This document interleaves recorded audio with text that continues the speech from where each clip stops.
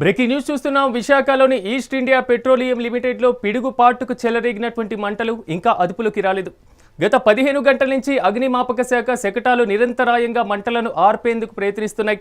పరిస్థితిని సమీక్షించడానికి అగ్నిమాపక శాఖ డీజీ కూడా ఘటనా స్థలానికి చేరుకున్నారు. మంటలు చుట్టుపక్కల ట్యాంకులకు వ్యాపించకుండా వాటిపైన నిరంతరం నీటిని చల్లుతున్నారు. ఆంధ్రప్రదేశ్ అగ్నిమాపక శాఖ శకటాలతో పాటుగా నావికా దళానికి చెందినటువంటి అగ్నిమాపక బృందాలు కూడా సహాయక చర్యల్లో పాల్గొంటున్నాయి.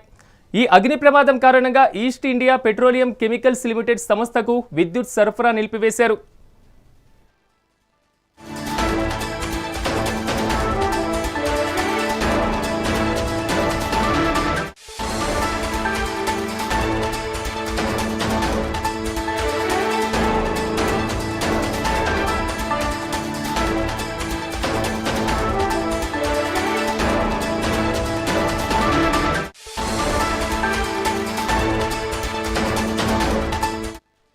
ఇక ఇదే అంశానికి సంబంధించి మరింత సమాచారాన్ని మా ప్రతినిధి భరత్ అందిస్తారు. భరత్, చెప్పండి, ప్రస్తుతం అక్కడ పరిస్థితి ఏ విధంగా ఉంది? ఇంకా అగ్నిమాపక శాఖ దాదాపు 15 గంటల నుంచి మంటలు ఆర్పేటువంటి ప్రయత్నంలోనే ఉంది.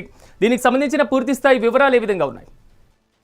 Good evening Siraj. ఏదైతే నిన్న జరిగినటువంటి ఈస్టర్న్ ఇండియా పెట్రోలియం లిమిటెడ్ లో ఏదైతే పిడుగుపాటు కారణంగా అయితే మాత్రం మంట రాజుకుంది, అక్కడ నుంచి 15 గంటల నుంచి కూడాను ఉన్నటువంటి ట్యాంకుల్లో మండుతున్నటువంటి పరిస్థితి. మరి ముఖ్యంగా పెట్రోలియంతో పాటుగా ఏదైతే మండేటతో ఉండేటటువంటి గ్యాస్ కానీ లిక్విడ్ గ్యాస్ ఉండేటటువంటి ట్యాంకులు కావడంతో పూర్తి స్థాయిలో కూడాను అగ్నిమాపక సిబ్బంది మంటలాడిపేందుకు గత 15 గంటల నుంచి శ్రమిస్తున్నటువంటి పరిస్థితి. ఒక ట్యాంక్ పక్కనే మరొక ట్యాంక్ ఉండడం, దానికి ఆనుకునే మరొక ట్యాంక్ ఉండనటువంటి పరిస్థితుల్లో మిగిలిన ట్యాంకులకి మంట వ్యాపించకుండా ఉండే విధంగా కూడా అగ్నిమాపక సిబ్బంది ఇప్పటికే ఏదైతే ఒక ఫోమ్ లాంటి పదార్థాన్ని వాడుతున్నటువంటి పరిస్థితి. ట్యాంక్ ఇన్నర్ లో కూడా ఉన్నటువంటి పరిస్థితుల్లో నేవీ రంగంలోకి దిగింది. నేవీకి సంబంధించినటువంటి హెలికాప్టర్లతో అయితే మాత్రం ఇప్పుడు విజువల్స్ లో మనం క్లియర్ గా చూడొచ్చు. నేవీకి సంబంధించిన హెలికాప్టర్ ఆ ట్యాంక్ లో ఉండేటువంటి మండుతున్నటువంటి వాటిని ఆడిపోయేందుకు అయితే ప్రయత్నాలు అయితే గత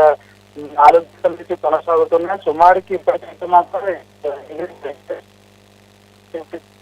నేవీకి సంబంధించిన ఫైర్ వెహికల్స్